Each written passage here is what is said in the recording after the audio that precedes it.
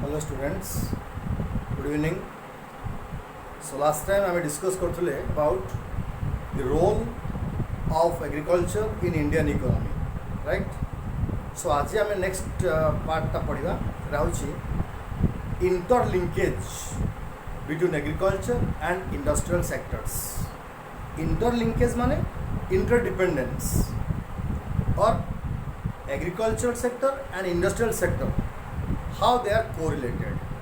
Okay, so you see these two sectors, agricultural sector and industrial sector, these two sectors, they are the two key sectors of the economy. Taken together, these two sectors contribute more than 70% of the GDP of the country. Okay, they contribute nearly 70% to the national income of the country. So these two sectors, they are never competitive. They are complementary to each other.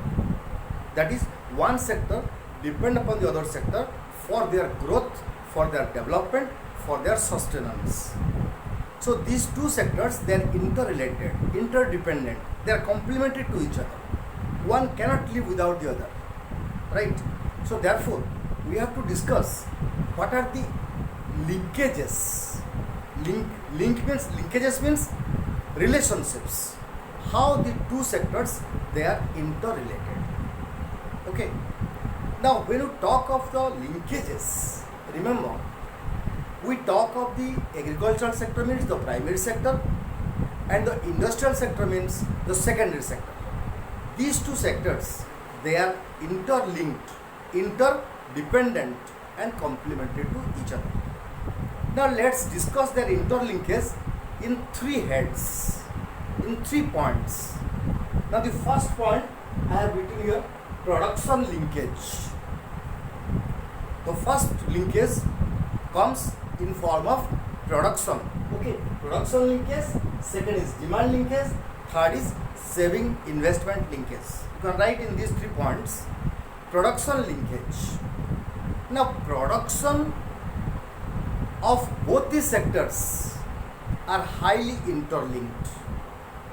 That is, the productivity of agricultural sector depend upon the growth of industrial sector, and the growth of the industrial sector also depend upon the productivity, the improvement of the agricultural sector.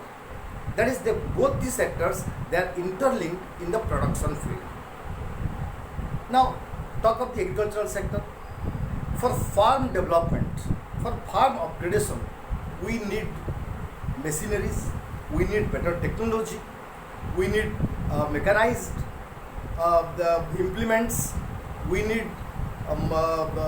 fertilizers, we need modern equipments. So all these come from the industrial sector. So industrial sector supplies every technical know-how for the upgradation of the agricultural sector.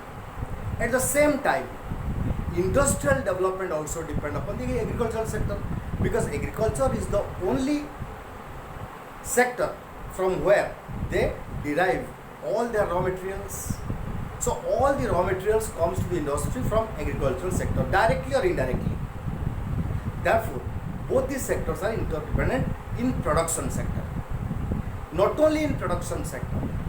Now, when we talk of the production linkage, we have to know this, that productivity of agricultural sector has increased 10 times more within these 50 years.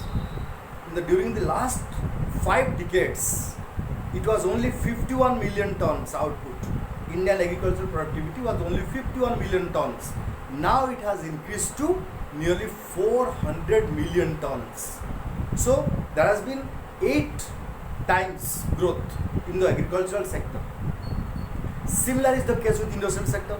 In the industry, we find that the growth has been tremendous, and it is only because of the interlinkage of the two sectors, because both are interdependent upon one another. Okay, so this is the first is production linkage, second is demand linkage. Now demand linkage means demand of the product of one sector depend upon the development of the other sector. That is, if agriculture flourishes, then demand for farm equipments, farm machineries, fertilizers, all these will increase, and as a result of which the industries which produce all these machine tools, those industries will increase, will flourish. So demand of one or demand or the development of one sector depend upon the other sector, because once the demand for the farm implements rise, for farm mechanization, naturally the industrial sector will boost up. Similarly, in industrial sector, whatever is their products, it's not that only industrial sectors only produce for agricultural purpose. There are also various industries, thousands of types of industries which produce consumer goods. Now these consumer good industries, which are non-farm industries, these consumer good industries and household industries, now those industries will also flourish as agriculture will flourish, because their products will be more and more demanded by these people who are in the farm sector. Now take the example of the consumer goods. Now the consumer goods sector, it may be costly consumer goods, it may be cheap consumer goods sectors. Now all the consumer goods sectors, you can talk of the electronic goods, you may talk of the televisions, AC, fridge, TV, all these. Now in urban areas where people don't do farming, there the demand for these commodities are getting saturated. That is, those people have already used all these things. So there is no question of market expansion of these goods in urban areas. Now these industries now look towards the farm sector, because they are in the rural areas, people are yet to consume all these goods. So once the agriculture flourishes, their income rises, per capita income rises, so now they will look for a better life, and as a result of which they will consume more electronic goods, they will use more TVs, more fridge, more washing machine, more ACs and more automobiles. So therefore those sectors in demand will also increase because of the flourishing of the agricultural sector. Therefore agricultural sector and industrial sector are interlinked in terms of demand, because one sector generates demand for the other sector, and that sector also generates demand for the other sector. And agricultural products, what they produce, it may be cash crops, it may be consumer commodities, it may be rice, wheat, paddy, all these things are used by the people in the industrial sector. Therefore demand for both these sectors, they are interlinked. Third is saving and investment linkage. Now when you talk of saving and investment comes from saving, is not it? Investment mostly takes place in industrial sector, because the industries, they require huge amount of capital, and this capital come from either the banks or the stock exchanges, whatever the case is.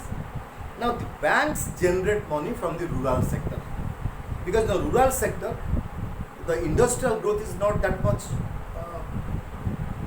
wide. Therefore in the rural areas, when the farm mechanization takes place, when the farmers per capita income rises, what happens? Their saving potentiality also rises. So they go to save more and more money. So there is mobilization of more money, mobilization of resources from the rural areas to the urban areas. And those money, those resources are used by the industries through banks, through financial institutions, through NBFCs and all these. So once there is generation of more saving, mobilization of more resources from the agricultural sector, now that resource, extra surplus resource, now goes to the industrial sector for their better investment. So saving and investment, there is also a close linkage between the two sectors. Now you will say how the farmers will save? They are very poor. Okay, once industrial sector develops and the farmers use the modern farm implements produced by the industries, now their agricultural productivity rises. They create more market surplus, and when they create more market surplus, naturally they will earn more money, They can also go for more and more exports. A number of Indian farms are exporting huge amount of agricultural goods to foreign countries. Talk about mango. The mango we are eating today here in Paradip, that mango is a very common type of mango. There are mangoes whose price is sold, whose goods are sold at a price of 1 lakh rupee per kg in foreign countries. So there are a number of farms in India which produce such types of mangoes and sell it to the foreign countries. So their export rises, not only mangoes, there are a number of agricultural items which are exported to foreign countries. So as a result of which those farms generate more income, more surplus income, and that surplus income are saved, and this saving or the resource, extra resource, now is mobilized to the urban areas for investment in the industrial sector. So it also increases their investment pattern. Again, if I say one more thing, as farm mechanization takes place, the farm sector, the agricultural sector need less and less of labor.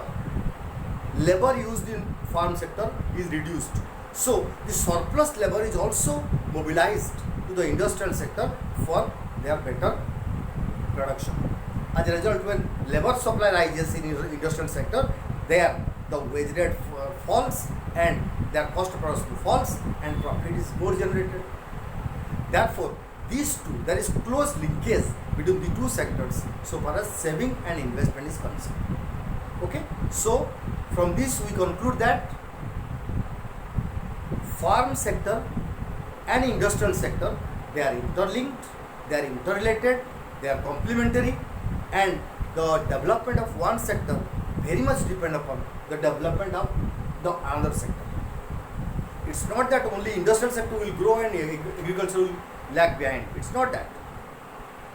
Both must rise at the same time.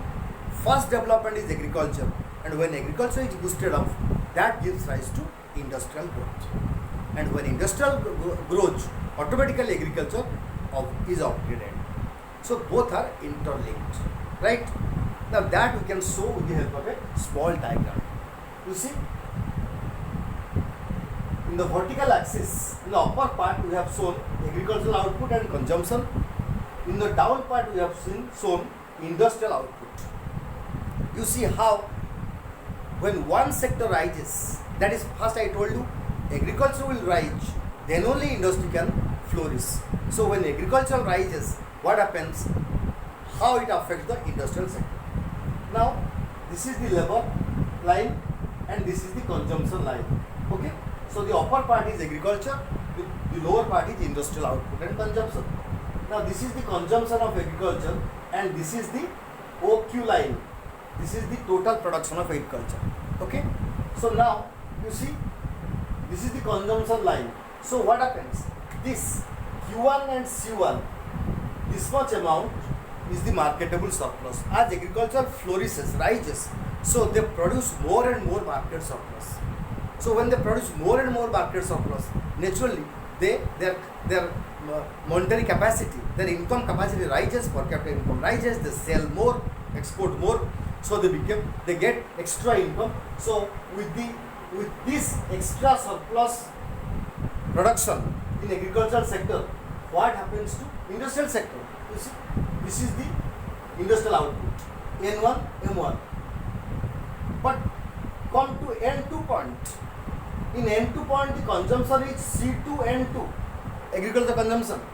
But you see, the surplus again rises from C2, Q2. The surplus again rises from C1, Q1 to C2, Q2. When surplus rises, what surplus?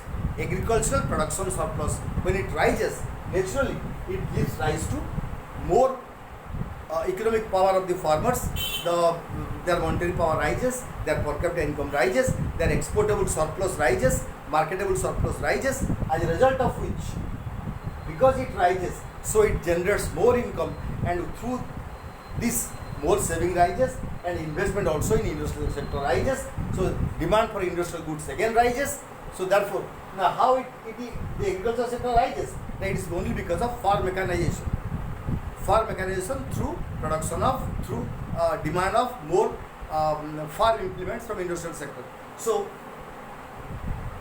this extra production in agriculture is only possible through technical upgradation, and through technical upgradation means there is again expansion of industrial sector. So the industrial sector also expands. Again you see from N to M2. You take previously it was N1 M1, but when agricultural output increases, so industrial output also increases from N1 M1 to N2 M2. Therefore, this shows, you can draw this diagram also in the question. So this shows as agricultural improves, industry also flourishes.